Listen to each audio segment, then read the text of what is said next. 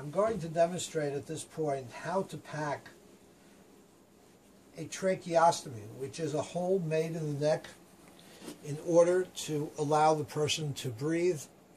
When a person has difficulty breathing and after a while they can no longer keep tubes down the nose, they will generally open a hole directly into the trachea here, and they will put a tube in, and a ventilator will be attached to that tube, and the person will breathe through the trachea that way.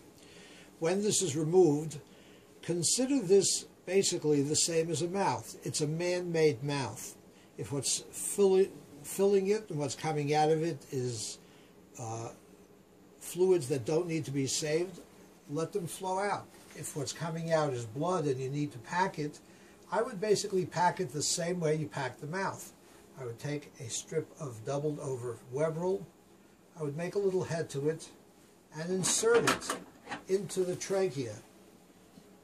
I would go as far as you can, readily, so that it's tightly packed.